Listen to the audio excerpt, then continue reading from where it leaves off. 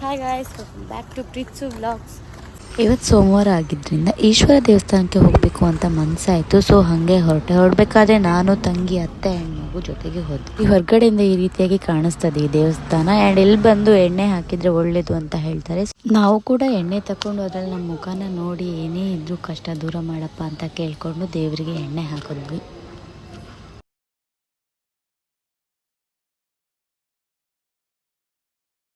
Guys, ಇಲ್ಲಿ actually ಮದುವೆ ಹಾಲ್ ಕೂಡ ಇದೆ. ಇಲ್ಲಿ ಮದುವೆ ಕೂಡ ಆಗುತ್ತೆ ನೋಡಿ. ಡೆಕೋರೇಷನ್ ಆಲ್ರೆಡಿ ಇದೆ. ಮೇ ಬಿ ಯಾರ್ದು ಆಗಿರಬೇಕು, ಗೊತ್ತಿಲ್ಲ.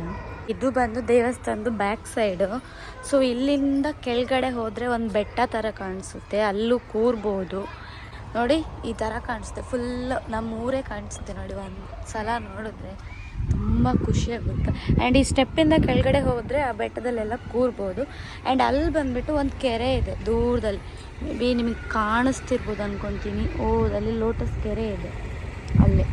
ಸೊ ಇವಾಗ ಟೆಂಪಲ್ ಎಲ್ಲ ನೋಡಿಕೊಂಡು ಸ್ವಲ್ಪ ಫೋಟೋಸ್ ಎಲ್ಲ ತಗೊಂಡು ಆ್ಯಂಡ್ ಇವಾಗ ಇಲ್ಲೇ ಒಂದು ಸ್ವಲ್ಪ ಕೂತು ಹೋಗೋಣ ಅಂತ ಅಂದ್ಕೊಂಡು ಕೂತಿದ್ದೀವಿ.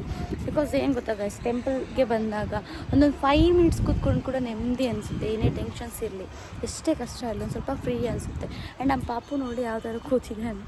ಅಲ್ಲೆಲ್ಲ ಹೋಗ್ಬಿಟ್ಟು ಕೂತಿದ್ದಾರೆ. ನಮ್ಮ ತಂಗಿ ಅತ್ತೆ ಎಲ್ಲ ಅಲ್ಲಿದ್ದಾರೆ, ಸೊ ಕಾಣಿಸುತ್ತೆ. ಆ್ಯಂಡ್ ಪಾಪು ಬಂದ್ಬಿಟ್ಟು ನನ್ನ ಹಿಂದೆನೇ ಸುತ್ತಾ ಇದ್ದಾನೆ.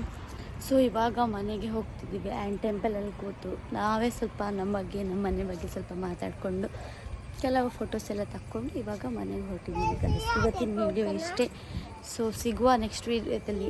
ಬಾಯ್. ಫ್ರೀ ಇದ್ದಾಗ ನಿಮಗೆ ಸಾಧ್ಯವಾದಾಗ ಟೆಂಪಲ್ಗೆ ಹೋಗಿ ನಿಮ್ಮ ಮನಸ್ಸಲ್ಲಿ ಏನೇ ಕಷ್ಟ ಇದ್ದರೂ ಅಲ್ಲಿ ಕುತ್ಕೊಂಡು ಮಾತಾಡಿ, ದೇವರು ಕೇಳಿಸ್ಕೊಳ್ತಾನೆ.